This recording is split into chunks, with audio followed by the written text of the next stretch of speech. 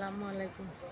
সরকারের কাছে আমার একটা আবেদন, আমার স্বামী নেই, আমার স্বামী এক ক্যান্সার আক্রান্ত, আজকে 3 বছর হয়ে মারা গেছে। আমার 3টা বাচ্চা লয়ে আমি অসহায়। আমার বাড়িঘর সারা গাঙ্গে ব্রিজের কারণে আমার বাড়িঘর সারা ভাঙ্গা লয়ে গেছে। আমি এখন পরের বাড়ির ঠাই আপনারা সবাই ইয়া করে আমার একটা সহযোগিতা করে আমার বাচ্চাটি লইয়া মাথা থুবা ঠাই করে দেন, আমি যাতে উবাইতাম পারি। আমার বাচ্চাটি লইয়া আমি অসহায়, আমি মানুষের বাড়ি বাড়ি থাকতেছি। এখন এমপির কাছে আমার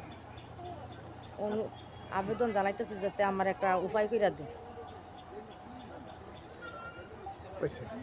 নদী ভাঙ্গনের কারণে জুড়ি নদী ভাঙ্গনের কারণে ওই গড়টি বিলীন হয়ে গিয়েছিল।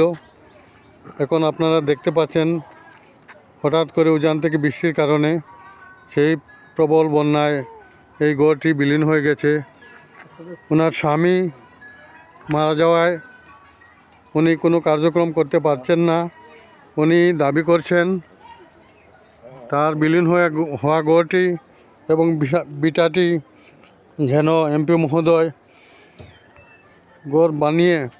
গড় বানার ব্যবস্থা করে ওনাকে একটু সহায়তা করেন। উনি বাচ্চা কাচ্চা নিয়ে অন্যের ঘরে এখন বসবাস করছে। আমি আকালকি নিউজ থেকে MM শামসুল ইসলাম, সকলকে ধন্যবাদ।